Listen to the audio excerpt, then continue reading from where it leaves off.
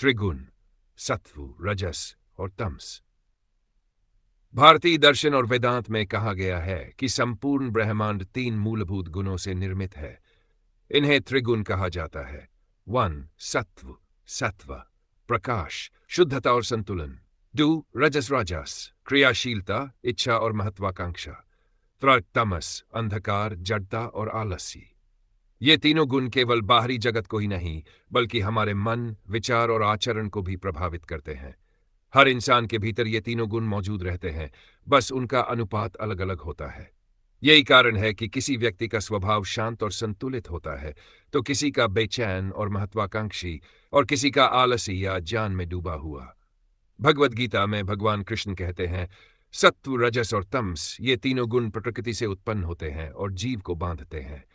इसलिए आत्मज्ञान का मार्ग है सत्व का संवर्धन, रजस का नियंत्रण और तमस का क्षय। सत्व, सत्व, शुद्धता और ज्ञान का गुण। विशेषताएं: शुद्धता और संतुलन, सत्य और धर्म की ओर झुकाव, करुणा, शांति और सहानुभूति, आत्मज्ञान और अध्यात्म की खोज। व्यक्ति का स्वभाव: सत्वगुणी व्यक्ति शांत, स्थिर और संतुलित होता है। उसके भीतर करुणा और प्रेम का भाव होता है। वह ज्ञान की ओर आकर्षित होता है, जीवन में अनुशासन और सत्यनिष्ठा का पालन करता है। उदाहरण: एक साधु, ऋषि या योगी का जीवन सत्व प्रधान होता है। वह सांसारिक इच्छाओं से मुक्त होकर आत्मज्ञान की ओर अग्रसर रहता है। क्रिया और इच्छा का गुण। विशेषताएं: सक्रियता और ऊर्जा, इच्छा, आकांक्षा और आसक्ति, महत्वाकांक्षा और उपलब्धि की लालसा, बेचैनी और चंचलता। व्यक्ति का स्वभाव: व्यक्ति कभी शांत नहीं बैठ सकता।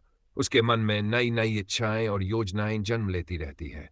वह महत्वाकांक्षी होता है और सफलता, भोग और प्रतिष्ठा की तलाश करता है। उदाहरण: एक व्यापारी, नेता या कर्मयोगी का जीवन रजस प्रधान होता है।